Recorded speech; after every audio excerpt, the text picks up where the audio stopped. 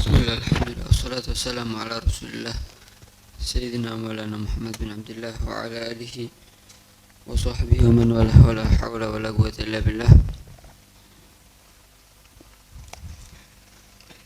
Setelah kemarin membahas sebagian tentang sunnah-sunnah usul, sunnah-sunnah mandi, yaitu mulai berdiri menghadap kiblat, wudu sebelum mandi, membaca bismillah, sampai kita ke sunnah yang selanjutnya, yaitu apa? Wa tartibu af'alihi, dan mengurutkan semua gerakan-gerakan yang ada di dalam mandi.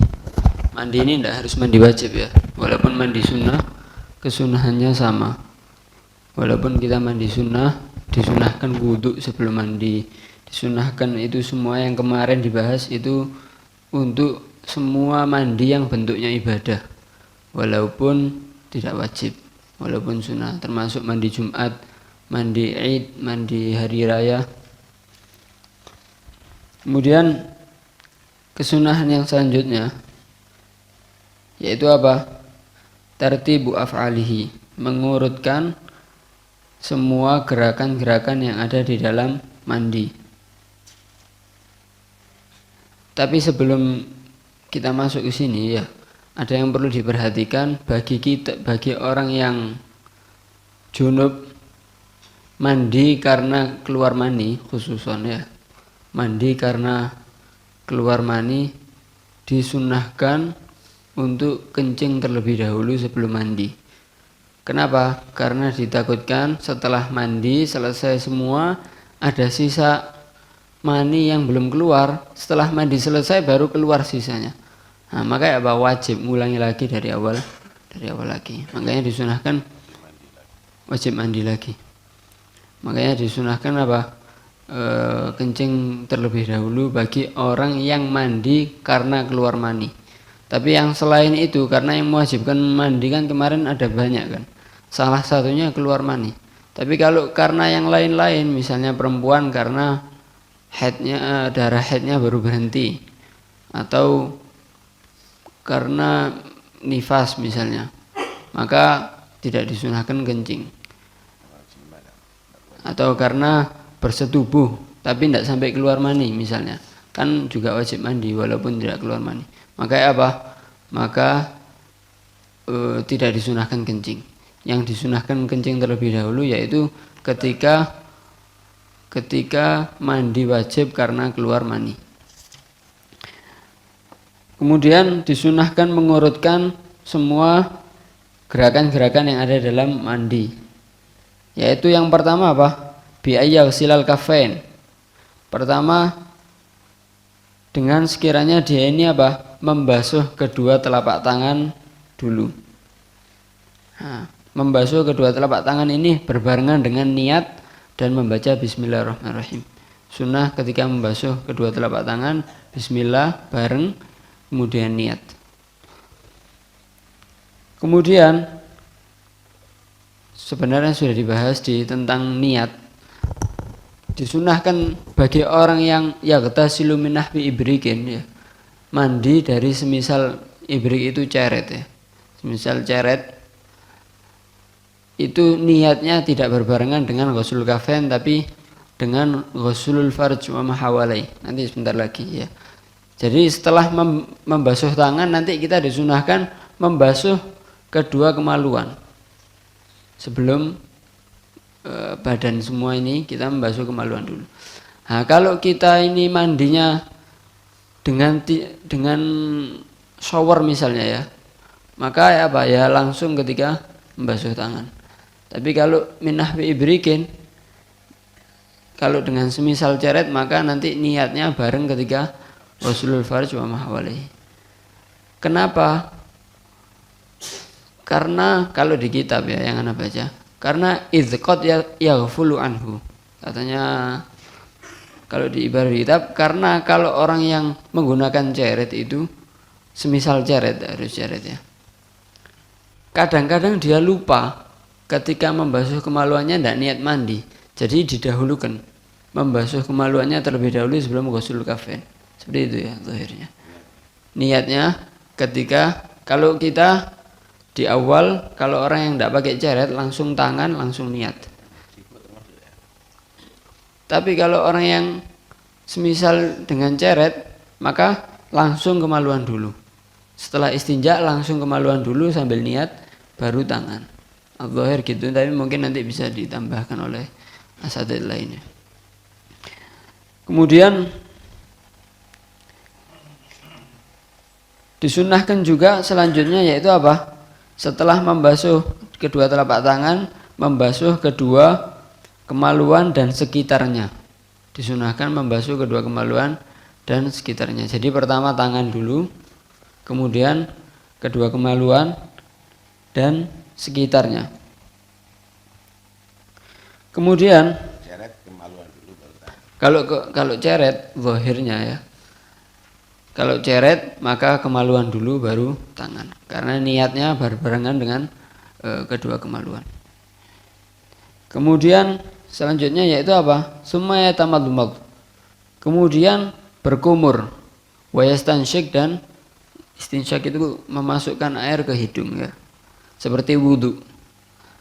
Lalu nanti kan sunnah wudu.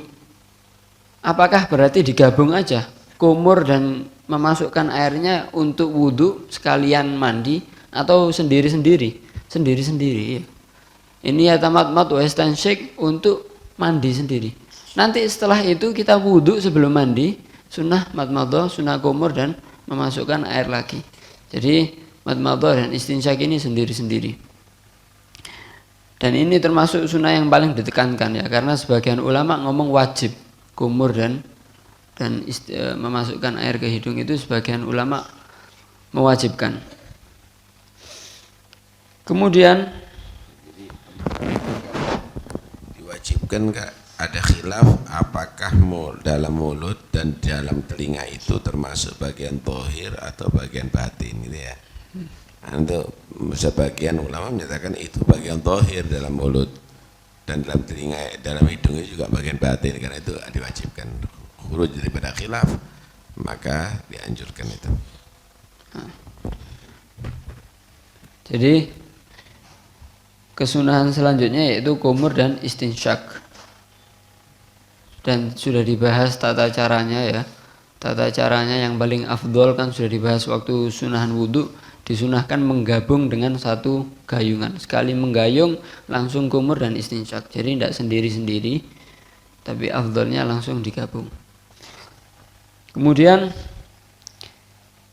kesunahan selanjutnya yaitu apa? Summa yatawaddo, kemudian wudu.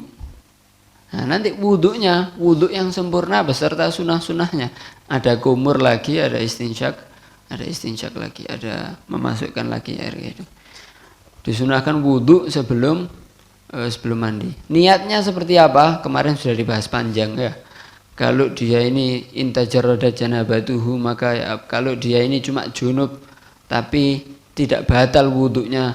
Ada enggak orang junub tapi tidak batal wudunya? Ada kan, kemarin sudah diberi contohnya. Misalnya dia membayangkan sampai keluar mani, dia enggak nyentuh apa-apa, cuma membayangkan saja sampai keluar mani, maka dia junub tapi wudunya dia enggak batal. Maka apa? Orang yang seperti ini, maka niatnya kan sudah dibahas kemarin itu. Maka niatnya ya niat wudu sunnah berarti. Ada yang ngomong walaupun tajarrada janabatuhu, walaupun dia ini cuma junub wudunya tidak batal, tetap niatnya wudu wajib karena keluar daripada khilaf. Sudah dibahas di pertemuan yang kemarin ya. Ala kulli hal, jadi setelah kumur dan istinsyak untuk mandi, kemudian kita wudu, kesunahan wudu. Jadi didahulukan wudu dulu baru nanti mandi. Kemudian setelah wudu selesai, summa yata'ahadul ma'atif, kemudian memperhatikan lipatan-lipatan yang ada di lekukan-lekukan yang ada di anggota badan, semuanya diperhatikan ya. Seperti belakangnya telinga, daerah telinga ini sangat diperhatikan. Kemudian wal ibid, ketiak, itu semuanya diperhatikan ya. Karena ditakutkan nanti apa? Nanti ada yang tidak terkena air. Tapi disunahkan, tidak wajib. Sunnah tapi tidak wajib. Khususan telinga. Telinga ini katanya sebagian para ulama, bahkan sebagian para ulama mewajibkan cara seperti ini, yaitu dikasih air di telapak tangannya, kemudian telinganya ditempelkan. Dan cara ini aman walaupun bagi orang yang puasa ya, karena tidak mungkin masuk airnya. Jadi kepalanya yang didatangkan seperti ini, bukan gini. Kalau gini masuk. Jadi kepalanya yang turunkan. Bahkan sebagian ulama mewajibkan cara itu karena supaya yakin terkena semua. Kemudian setelah memperhatikan lekukan-lekukan yang ada di tubuh, summa yufidul ma'a 'ala ra'si, ya. Kemudian mengalirkan air ke atas kepala. Tapi sebelum mengalirkan air disunahkan apa? Menyela-nyela rambut kepala. Ya, apa caranya menyela-nyela ini? Yaitu telapak tangan ini dibasahi, dimasukkan ke air, semuanya 10 jari, kemudian dimasukkan ke akar-akarnya rambut seperti ini. Kemudian 3 kali, baru kemudian digambir. Itu disunahkan. Kenapa? Supaya lebih yakin masuknya air ke dalam rambut. Supaya lebih yakin. Tujuan utamanya untuk nyela-nyelai tadi itu supaya tidak ada rambut yang gimbal itu ya, yang akhirnya tidak bisa masuk ke dalam.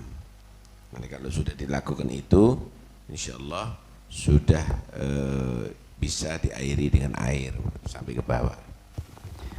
Bahkan menurut Ibn Hajar, walaupun orang yang ihram disunahkan untuk menyela-nyela rambut ini ya. Karena kan kalau orang ihram kan rambutnya lepas saja sudah bisa kena denda ya. Bisa kena denda. Katanya Ibn Hajar, walaupun orang yang ihram tetap disunahkan tapi dengan lembut. Jangan kasar-kasar, rontok. Karena rambut rontok kena denda ya. Kemudian baru setelah itu dialiri dengan air di atas kepala. Kemudian setelah kepala, summa alama akbala minasyikil aiman. Kemudian apa yang menghadap depan daripada bagian anggota badan yang kanan. Kalau kepala tidak dibedakan kanan kiri, jadi satu ya. Tapi kalau badan karena tidak mungkin atau sulit, maka didahulukan yang kanan bagian depan dulu 3 kali.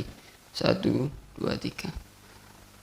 Kemudian dan jangan lupa sunnah untuk menggosok ya, walaupun tidak wajib. Kenapa? Sebagian ulama mewajibkan seperti Imam Malik. Dan menggosok ini tidak harus bareng dengan air, walaupun setelahnya. Di sebagian kitab walaupun setelahnya saja ya. Kalau yang minggu kemarin kan walaupun sebelumnya. Cuma lihat lagi kemarin, ternyata yang kebanyakan kitab bareng dengan air atau setelahnya. Disunahkan untuk menggosok. Menggosok itu walaupun hanya menjalankan telapak tangan ya, tidak harus berarti harus ditekan, tidak harus. Yang penting imrarul yad ya, imrarul yad alal udwi. Kemudian setelah bagian kanan yang menghadap depan, kemudian bagian kanan yang bagian belakang, begitu juga 3 kali. Berbeda dengan memandikan jenazah. Kalau memandikan jenazah, bagian kanan depan 3 kali, kemudian kiri 3 kali, baru belakang kanan 3 kali, kiri 3 kali. Tapi kalau mandi sendiri, ya, bukan mandi jenazah, mandi sendiri, maka bagian depan 3 kali, kemudian belakang dulu, kiri depan, kiri belakang. Kenapa kok kalau dalam mandi sendiri kok depan belakang? Kalau mandi jenazah kanan kiri, kemudian baru belakang kanan kiri, supaya tidak sulit kalau mandikin jenazah. Kalau mandikin jenazah supaya lebih mudah kan. Bagian depan semuanya selesai, baru belakang semua. Kalau harus bolak-balik lagi lebih sulit ya. Jadi seperti itu. Kemudian summa alama aqbala minasyikil aisar. Kemudian yang menghadap depan daripada bagian kiri sama seperti kanan. Kemudian yang bagian belakang. Itu urutannya. Kemudian setelah selesai Sampai ke bawah ya. itu sampai ke bawah, sampai kaki ya. Sampai kaki semuanya. Mulai atas ini bahu sampai bawah. Kemudian setelah selesai disunnahkan bagi perempuan khususnya yang baru berhenti darah haidnya misalnya atau darah nifas untuk memberi kemaluannya dengan mesik, dengan minyak wangi mesik ya. Ini dengan syarat perempuan itu tidak dalam keadaan iddah wafah. Apa iddah wafah itu? Ditinggal suaminya meninggal, kan masih di masa iddah, karena suaminya meninggal tidak boleh pakai wangi-wangian karena dia wajib ihdad, nanti ada. Begitu juga atau perempuan yang lagi ihram. Kalau perempuan yang lagi ihram atau perempuan yang lagi iddah wafah maka tidak disunahkan. Tapi selain keduanya ini maka disunahkan untuk memberi mesik. Atau kalau tidak ada mesik maka minyak wangi selain mesik. Kalau tidak ada maka tin ya, atau tanah. Kalau tidak ada misalnya atau dia tidak mau maka falma'u yakfi, maka air sudah cukup untuk aslu sunnah. Tapi afdolnya mesik, afdolnya mesik. Kemudian itu adalah kesunahan wudhu, kesunahan mandi. Kemudian makruhatul ghusl, karena di sini makruhatul ghusl ya makruhatul wudu al-marrah. Karena kemakruhan mandi sama dengan kemakruhan wudu, yaitu mulai israf, mungkin yang sering-sering ya, israf berlebihan ketika mandi, air sak jeding entek kabeh. Nah ini makruh ini ya. Dan bisa jadi haram kalau airnya air musabbal, air yang disediakan. Seperti airnya masjid disediakan untuk toharo, untuk bersuci. Makainya boros, tidak boleh, karena kita tidak boleh israf kalau airnya itu disediakan oleh masjid misalnya atau miliknya orang lain, diizini untuk toharo, untuk bersuci, tapi makainya israf berlebihan, ngambil 10 kali sebelum pakai sabun, nanti 10 kali setelah pakai sabun, ini berlebihan, maka makruh ini ya, bisa jadi haram. Kemudian kemakruhan dan juga dimakruhkan bagi orang yang junub. Begitu juga perempuan yang baru selesai haid dan nifas, sebelum mandi dimakruhkan al-aklu, makan sebelum mandi. Maka apa? Paling tidak supaya hilang kemakruhannya, dia disunahkan untuk ghuslul farj, untuk membasuh kemaluannya dan wudu. Dimakruhkan apa saja? Makan, minum, tidur, dan bersetubuh. Dimakruhkan ini sebelum kita membasuh farj dan wudu. Tapi wa tahsulu aslu sunnah bi ghusl farj ya. Dapat kesunahannya dengan membasuh farj saja. Tapi afdolnya membasuh farj dan wudu baru hilang kemakruhannya. Jadi makruh bagi orang yang junub, misalnya dia keluar mani mau makan, jangan langsung makan ya. Paling tidak kalau tidak mandi, paling tidak membasuh kemaluannya dulu, wudu baru makan. Begitu juga minum, tidur, dan bersetubuh. Kemudian bagi orang yang misalnya junub, ya, dia junub mau makan, dia wudu, selesai wudu batal wudunya, belum sempat makan sudah batal lagi. Apakah sunnah wudu lagi sebelum makan? Sunnah wudu lagi. Kenapa? Karena orang yang junub misalnya, dia disunahkan wudu sebelum makan, minum, dan tidur itu untuk takhfiful hadas, untuk meringankan hadasnya. Kalau dia sebelum baru meringankan sudah hadas lagi, ya kembali berat lagi. Jadi harus dalam keadaan suci, harus dalam keadaan masih punya wudu. Jadi takhfiful hadas. Tapi kalau untuk orang junub untuk bersetubuh lagi misalnya, disunahkan wudhu lagi, wudhu dulu kan sebelum bersetubuh lagi. Nah, ini tujuannya untuk litansyid, untuk memberi supaya semangatnya kembali lagi. Nah, makanya apa? Walaupun batal cukup, karena walaupun wudhunya batal sudah tetap semangat ya, sudah tetap sudah agak segeran gitu. Mungkin itu ya. Mungkin itu, wallahu a'lam.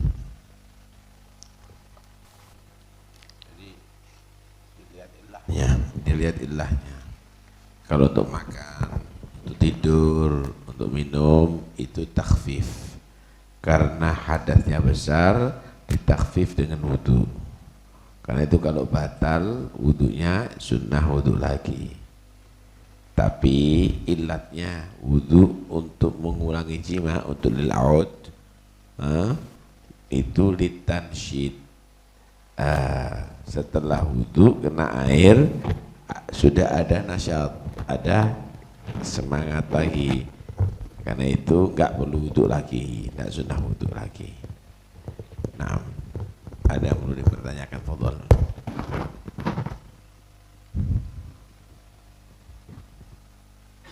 Terima kasih. Tadi dikatakan ketika kita pakai air yang ada jeret, disunahkan untuk membasuh pertama kali satu dua kemaluan. Nah, kalau begitu kan ada niatnya, Bib. Ya, di situ ada kalimat faradhon lillahi ta'ala. Apakah itu tidak termasuk merendahkan kalimatnya Allah, Bib? Gitu, makasih. Niatkan tempatnya di hati. Niatkan di hatinya. Kalau talafutnya sunnah, baik.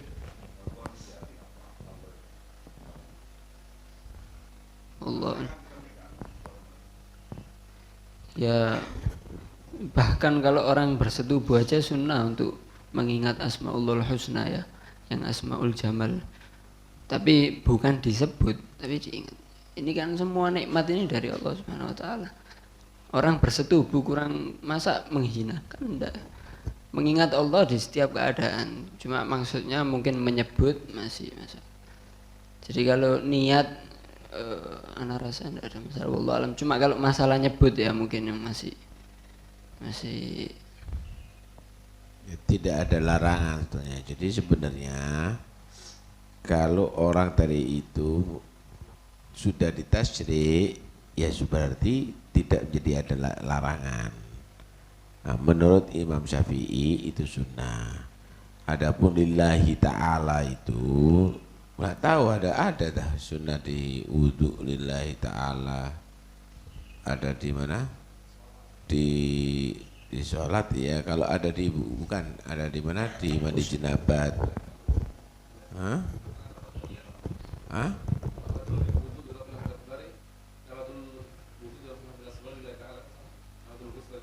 Ada lillahi ta'alanya gitu.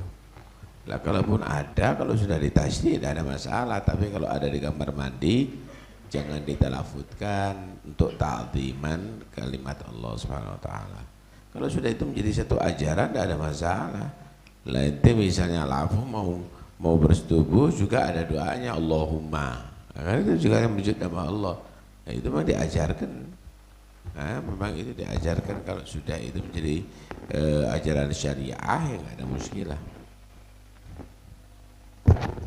mungkin untuk yang masalah dagiga.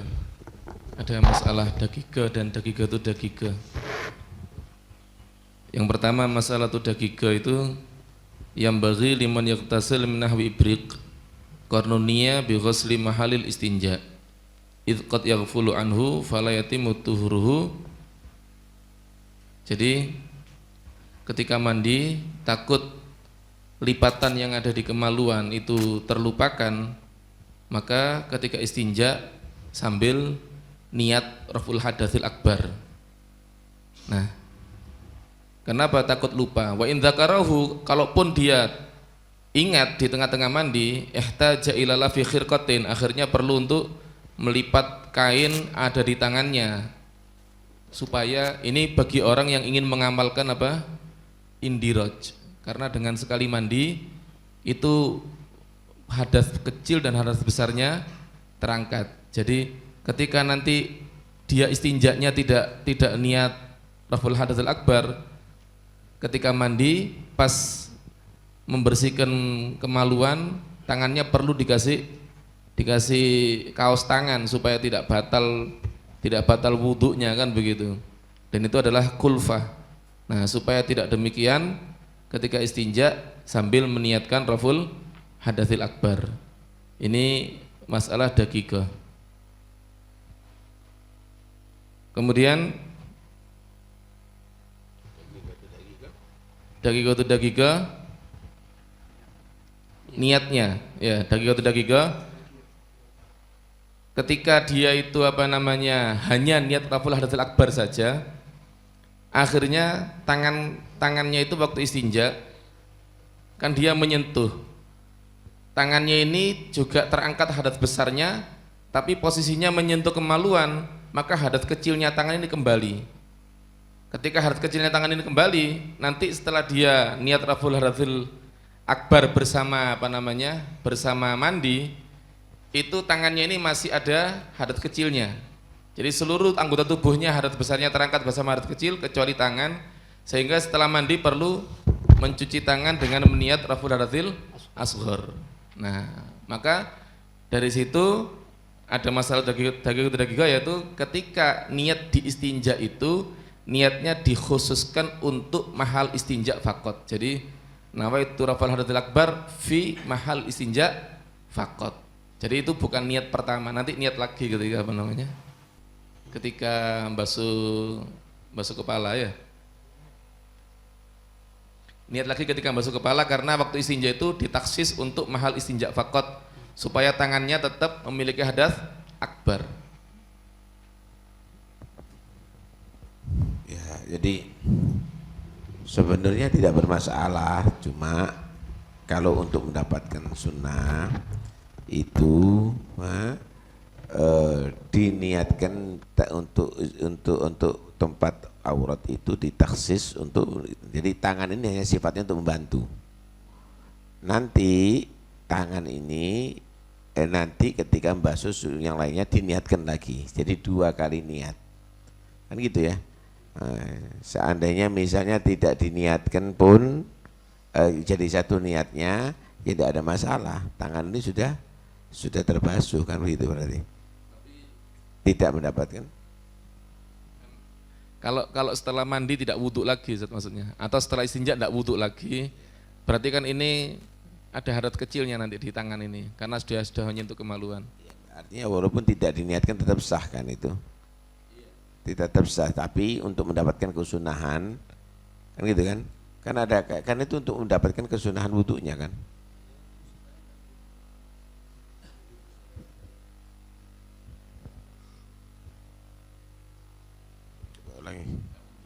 Sebetulnya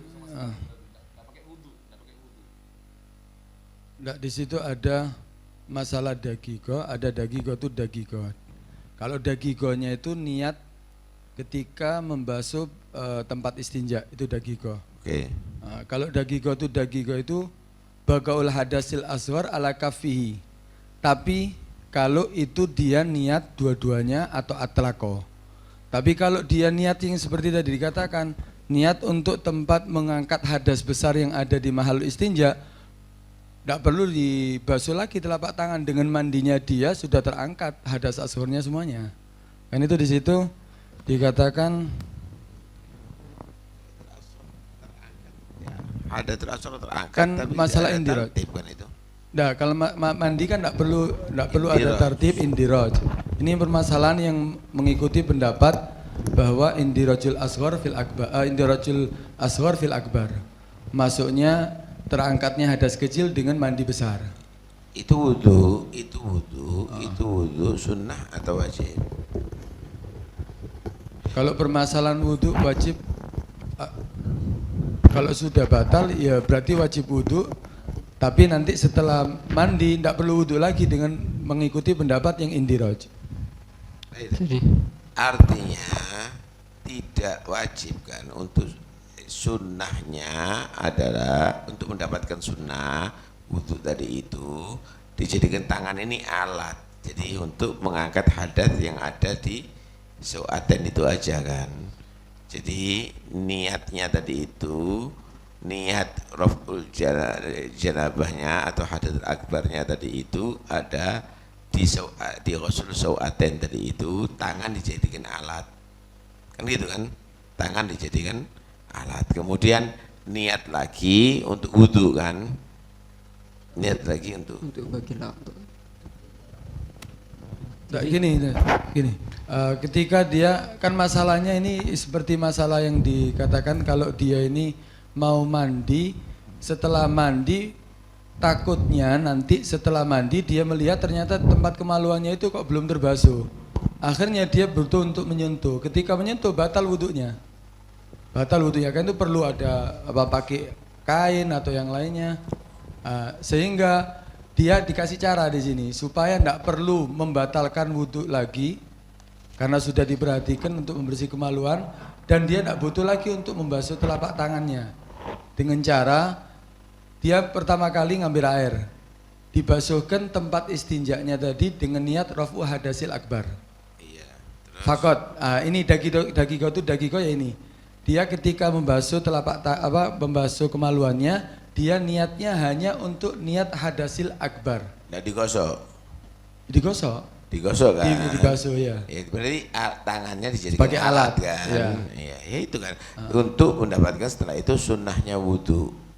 Setelah itu kan wudhu sebelum mandi akbar. Kayak gitu kan. Setelah itu kan wudhu untuk mandi akbar kan. Nah, ini masalah lain kalau gitu. Karena sunnah wudhu sendiri nanti. Jadi Ya tahu. Setelah itu disunahkan wudhu untuk wudhu kamil sebelum hadas akbar, terus niat lagi untuk Ya boleh. kan gitu Ya, kan. boleh. Maksud tujuannya kan untuk itu kan. Ya. Kalau memang tidak kalau disunahkan, kalau diniatkan untuk sak tangannya sekali, berarti sudah ada irtafa yang ada di tanah ini hadasnya kan gitu kan. Jadi menjadikan tangan sebagai alat untuk menggosok yang ada di sau'atain tadi itu. Kemudian setelah itu sunnah wudhu kada baru niat lagi untuk hadas akbar kan gitu. Malah sunnah wudhunya hilang kalau dia sudah niat hadasil akbar. Karena tartibnya kan mengangkat hadas besar. Kalau dia menjadikan tangannya alat, bukan untuk niat untuk tangannya. Nah, masalahnya dia kan membasuh kemaluan, niat hadas besar, berarti dia sudah mulai mandi. Dia itu sudah mulai mandi, dia sudah niat hadas besar, berarti niat wudhunya untuk wudhu sunnahnya tidak dapat. masalah dagigo sama dagigo ini faedahnya mungkin terlihat kalau airnya tinggal itu tok. Jadi kalau dia harus wudhu lagi mungkin tidak ada air, maka caranya supaya air ini dengan air yang cukup untuk mandi sekali ini terangkat semua wudhu dan mandinya, maka baru terlihat faedahnya betul itu dagigo. Jadi kalau sebenarnya tidak ada masalah kan, kita tengah-tengah mandi batal wudhunya, nanti tinggal wudhu lagi. Cuma hanya cara dagigo sama dagigo ini, masalah ini hanya supaya kita ini tidak perlu wudhu lagi setelah mandi selesai. Jadi mungkin airnya cuma terbatas ini, jadi supaya saya ini nanti setelah mandi tidak perlu wudhu lagi, airnya ngepres, maka ya caranya ini dagigo sama dagigo ini. Tapi selain itu wallahu alam hal fi faedah tsaniyah. Sekarang gini loh, permasalahannya inti kan pasti mengusap karena untuk sunnah, berarti tidak diniatkan untuk tangan kan, tidak diniatkan untuk tangan kan, berarti tangan tidak irtafa al hadas. Makanya niatnya 5 hari istinja. Nah itu kan berarti ini kan untuk alat aja. Setelah itu niat lagi untuk Mandi seluruh tubuh. Niat mandi seluruh tubuh. Ndak sunnah wudhu sebelum mandi. Di sini ada pembahasan, mungkin solusi. Kenapa ndak sunnah lagi? Wudhu kan silakan sebelum apa? Di Hah? di sini ada pembahasan. Wudhu ini disunahkan setelah ghusl kafain sama ghusl farj wa ma hawalaihi. Tapi seandainya pun kita ini sudah mulai mandi, tetap sunah wudu tengah-tengah. Ini di sini ada pembahasan begini, mungkin nyambung kali ya. Nih. Walau ahdatsa ba'dal wudu wa qabla al-ghusl la tundabu lahu i'adatuh 'ala al-mu'tamad inda Muhammad Ar-Ramli. Lianna hadzal wudu la yubtiluhu al-hadath wa innama yubtiluhu al-jima'. Jadi wudu yang sebelum mandi itu tidak batal dengan perkara-perkara yang membatalkan wudu. Justru batalnya dengan bersetubuh. Wa bihi yulghazu fayugalu lana wudu la yubtiluhu al-hadath. Wa qad nadhama as-Suyuti dzalika faqala qul lil faqihi walil mufidi wa likulli dhaba'in madidi ma qultu fi mutawaddi'in qad jaa bil amri as-sadidi la yanquduna wudu'ahu mahma taghawwata aw yazidu.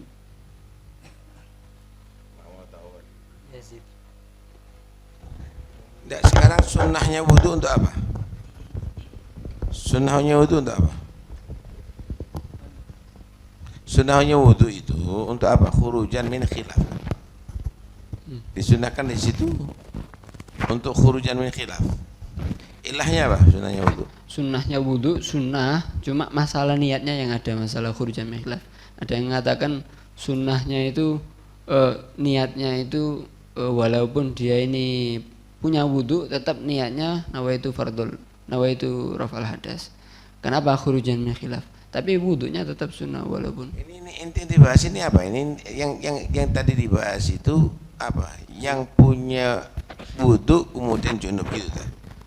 Nggak harus, pokoknya supaya Yang dagigo itu dagigo. oh yang nggak punya wudu.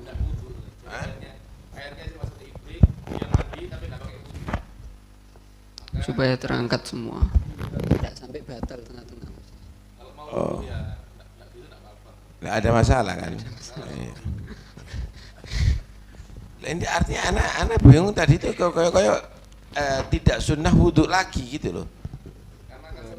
Iya, kalau memang itu tidak cukup untuk wudhu. Tapi kalau cukup untuk wudhu kan sunnah wudhu tetap.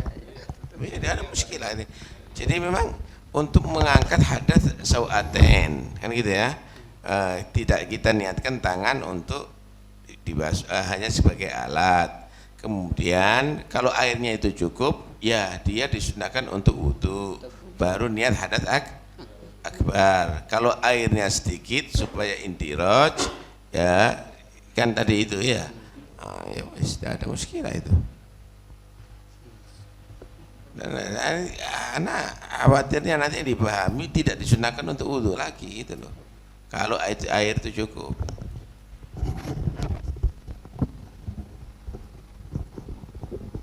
Ada yang lain? Ada satu pertanyaan.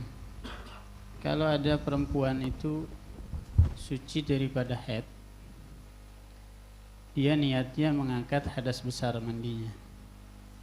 Jadi dan dia setiap saatnya sudah niat seperti itu. Dia tidak mengatakan mengangkat hadas haid, tapi mengangkat hadas besar. Jadi setiap orang ini mandi suci daripada haid, niatnya demikian. Sah apa enggak gitu? Wallahu a'lam, lakin al-zahir sah ya. Karena hadas besar termasuk al-hadasul akbar wa ma ujabal ghusl wa mimma ujabal ghusl al-haid. Lebih Al-ahdath la yatajaza. Jadi kalau dia punya hadas haid dan hadas jenabat cukup salah satunya sama saja. Sama orang seperti habis tidur kentut wudunya ya satu, enggak dua kali, enggak niatnya sama. Nah ini pertanyaannya, kalau ada perempuan baru berhenti haid, kemudian dia ini setiap berhenti haid niatnya bukan nawaitu raf'ah hadatsil haid, tapi nawaitu raf'al hadatsil akbar, apakah sah? Al-zahir sah, karena hadas akbar wa ma ujabal ghusl wa mimma ujabal ghusl al-haid. Kalau yang kemarin itu yang ruwet itu janabat ya. Kalau dia haid tapi niatnya janabat atau mandi besar ya, yang kita orang masih tidak paham mandi besar itu maksudnya ya apa? Hadas besar. Kalau mandi wajib ya sir, mandi besar. Ya. Kan mandi wajib ya sir. Ya artinya kan bahasa Indonesia mandi besar itu maksudnya mandi wajib itu. Ya, mungkin itu atau ada mudhaf al mahdhuf wasulu hadatil wasul hadal akbar. Asiru wa la tu'asiru.